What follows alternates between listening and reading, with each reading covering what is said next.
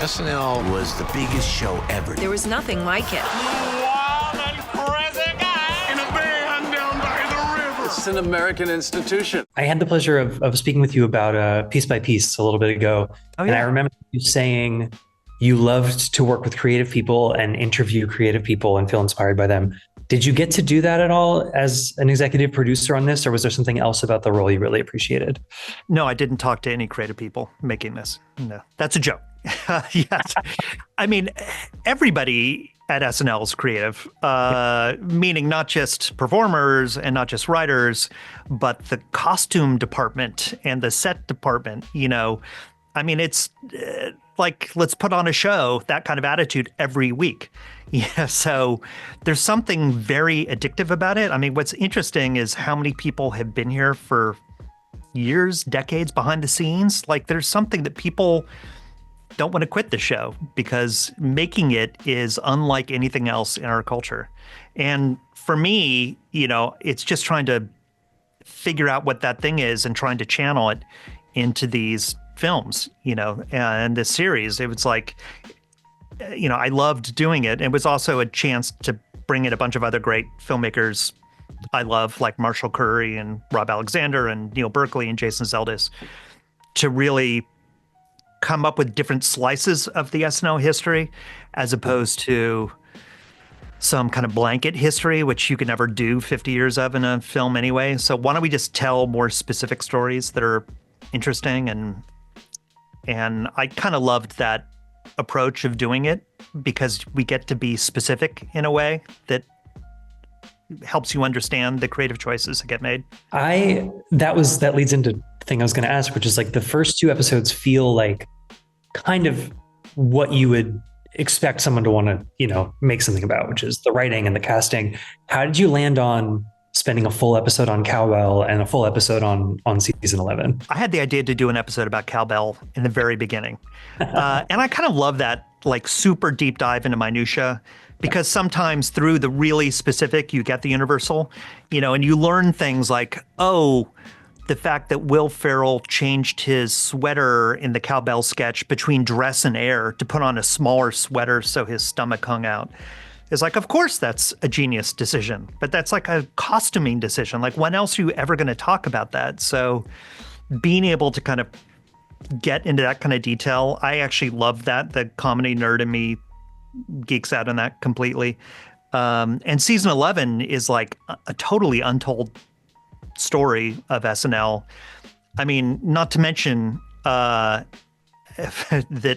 Francis Ford Coppola directed an episode of SNL in the middle of the season in what has to be the most avant-garde and weirdest episode of SNL ever, which nobody remembers. Like, it was such a weird time and moment that I didn't remember that, but going back and watching that just blew my mind. So it's those kinds of stories that are fun to excavate. And I was watching this whole series waiting for interviews with Lorne Michaels. I was like, is it going to happen? Does he want to do this? And then he shows up in the last one finally.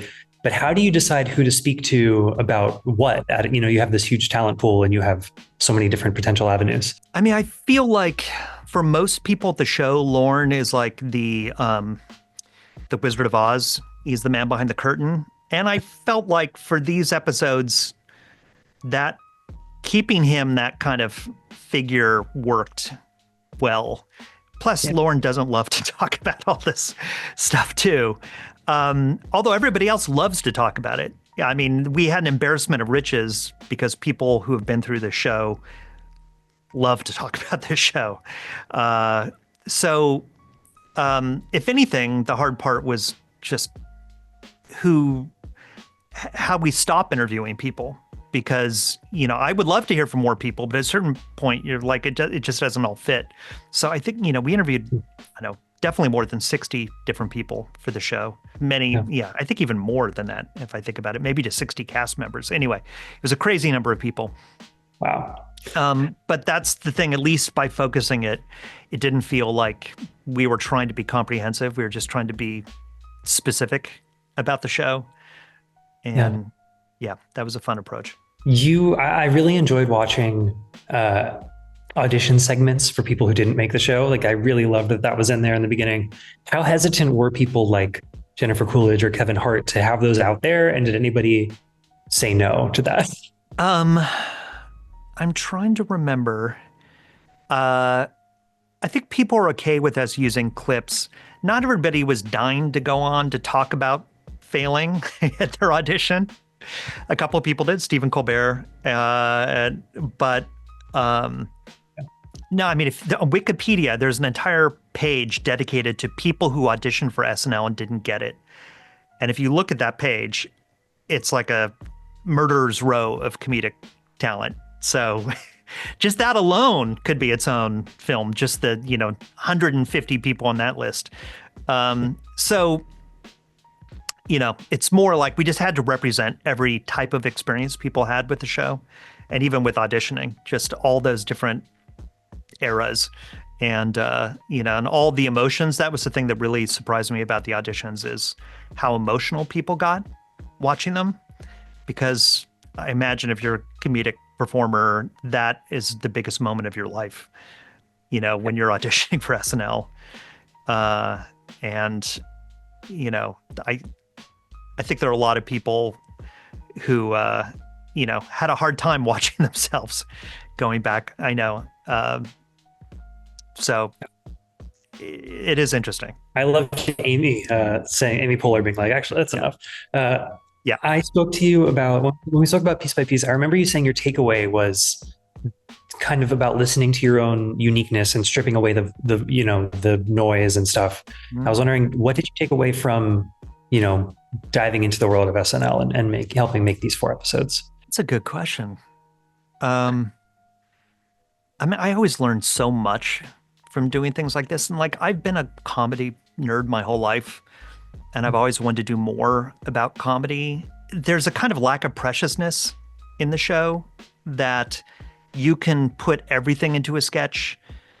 People will love it at read through, and it may die on air. And you just say, oh, well, there's next week. And there's kind of an attitude about moving on, that I really respond to, that it's not about everything being perfect all the time, because with a live show that's made in a week, it's never going to be perfect. And perfection isn't necessarily the goal.